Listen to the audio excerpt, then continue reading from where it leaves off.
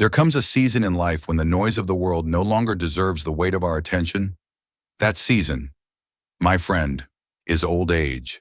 But don't mistake it for decline, because it is not a curse, it is a crown, not an ending, but a clarity. When we were young, we rushed to defend ourselves. We argued to be understood, we explained our choices, and we stretched thin trying to prove that we were worthy of love, belonging, and respect.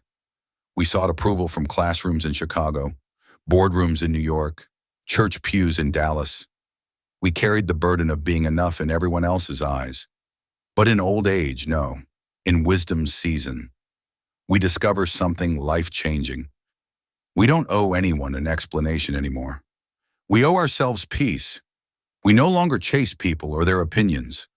We sit still and let truth settle like autumn leaves after a storm. You've spent decades building, giving, fixing, listening, sacrificing. Now is the time to turn that care inward. Pour into your own cup. Read what stirs your soul. Walk where your spirit feels alive. Whether it's by the shores of Lake Michigan or a quiet park bench in Savannah, rest not only your body, but your soul. And yes, stay silent. Not because you have nothing to say, but because not everything is worth saying. Silence in old age is not weakness, it is wisdom. It is knowing when to speak and when to simply smile, nod, and move forward. Before we dive deeper, if these words resonate with you, take a moment to like this video, share it with someone who needs peace, and subscribe to this channel for more reflections crafted especially for you. Chapter 1. Silence is wisdom, not surrender. As the years pass, something remarkable happens. You begin to understand that silence is not retreat. It is not defeat. It is wisdom. Think of Abraham Lincoln, who was famous not only for his speeches, but also for his pauses. He knew when words would heal and when silence would speak louder. Silence is the sacred pause between knowing and reacting. When someone comes to you with judgment, drama, or misunderstanding, you don't need to enter the arena every time. Not every insult deserves your energy. Not every question requires an answer. And not every opinion needs your counterpoint. Old age teaches restraint, patience, dignity. There is wisdom in stillness. Because silence says what noise never can. I value my peace more than being right. I protect my energy more than proving my point. So when chaos knocks on your door, you don't slam it, you simply don't answer. You smile kindly, step back, and keep your peace intact. That is not weakness, my friend, that is control. Chapter 2. Stop seeking approval. Start granting it to yourself. For much of life, we've been conditioned to seek approval. We post, we explain, we overextend, waiting for someone to say, "You're doing great." But in old age, we finally realize we don't need the world's applause. Imagine sitting on your porch in Florida, rocking slowly as the sun sets, whispering to your own heart, "I am proud of you." That alone is enough.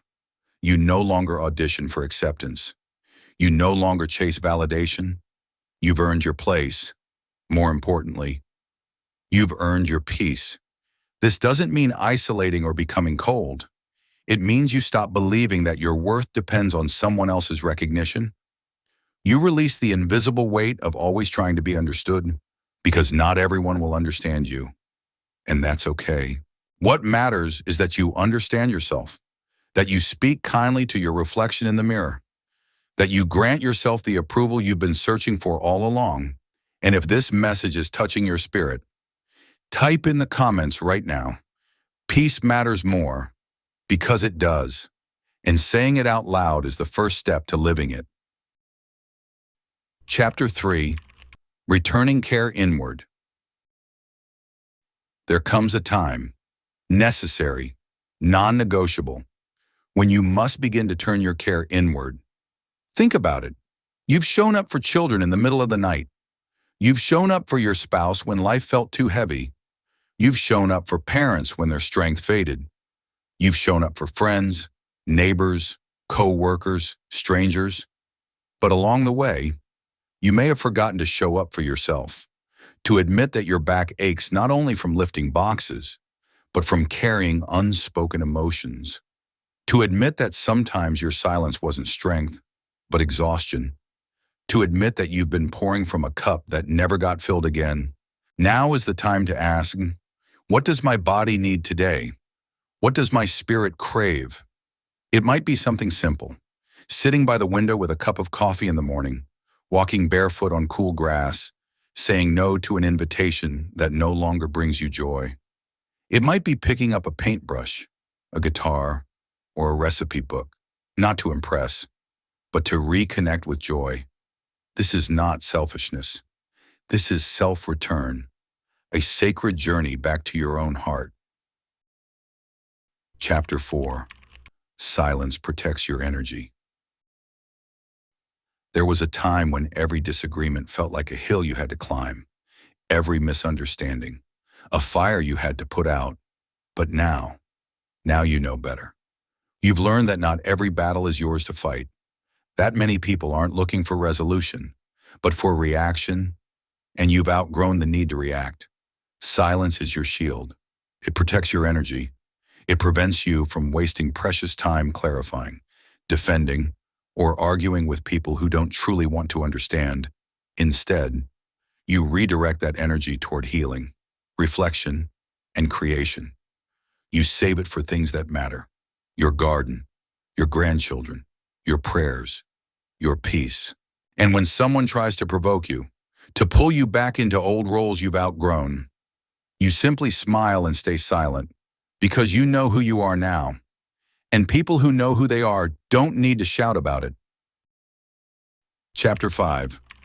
The freedom of not explaining. There was a time when you rehearsed conversations in your head. You thought of the perfect comeback, the right explanation, the proof that would finally make someone understand your side. But with age comes a sacred freedom, the freedom of not explaining yourself. You no longer need to justify why you didn't call back, why you walked away from certain people, or why you finally chose yourself. Not everyone will understand your silence, your boundaries, or your detachment from noise, and that's not your burden to carry. Let others assume. Let them talk. You don't need to fix every misunderstanding. You don't need to set every record straight. Peace is not a courtroom where you argue your innocence. Peace is your birthright, your daily choice. When you stop explaining yourself, you reclaim your time, your energy, your life, and with that, you open the door to something priceless, freedom. Chapter 6. Choosing battles or choosing none. Another gift of age is discernment. You've learned that every battle comes with a cost, and some costs are too high. Your peace, your sleep, your joy. These are not worth trading just to win an argument. You don't have to pick up every insult. You don't have to accept every invitation to fight. Some battles are nothing more than traps dressed up as justice. They drain you but change nothing.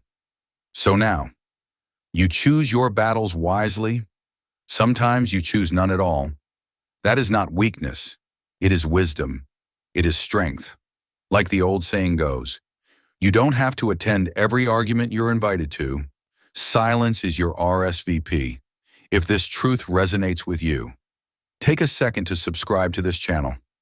That one simple click ensures you'll keep receiving words that protect your peace and remind you of your worth. Chapter 7.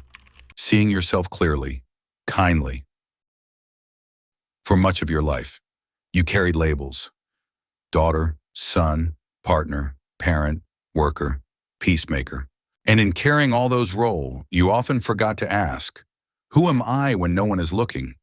Old age finally gives you that chance to sit with yourself, not the performer, not the provider, not the fixer, but the real you. Seeing yourself clearly means facing your reflection without filters of judgment or comparison. It means acknowledging not only your strength, but your softness. It means admitting there are regrets, but refusing to let regret define you. You are not your mistakes. You are not someone else's story about you. You are your resilience. You are the wisdom carved by time. You are the laughter that still returns after sorrow. And when you see yourself kindly, you stop shrinking to fit spaces you've outgrown. You no longer dim your light for people who can't handle its brightness. You no longer apologize for your silence, your solitude, or your boundaries. This stage of life is not about being everything to everyone. It is about being whole with yourself. Chapter 8. The Sacred Practice of Self-Kindness. Kindness toward yourself is not selfish. It is survival. It is healing. It shows up in the way you speak to yourself when no one else is around, in the gentleness with which you greet your mornings, in the patience you offer your body, in the way you forgive your past self for not knowing better. There will still be days when doubt visits, days when you wonder if you've done enough, mattered enough, been enough. Let doubt visit, but don't let it stay. Return to your truth. Return to your heart. Self-kindness is a quiet revolution. It's not loud. It doesn't seek applause, but it transforms everything. And if you agree, type I choose kindness in the comments. Let that be your declaration today. Final thought. Peace is the ultimate freedom. So here we are, my friend, in this sacred season of life where the noise quiets, the pace slows, and the mirror grows gentler. And in this stillness, something profound becomes clear. Old age isn't a decline. It's a return to yourself, to the parts of you that were always there but hidden under the weight of roles and expectations. Now is the time to protect your peace like it is sacred, because it is.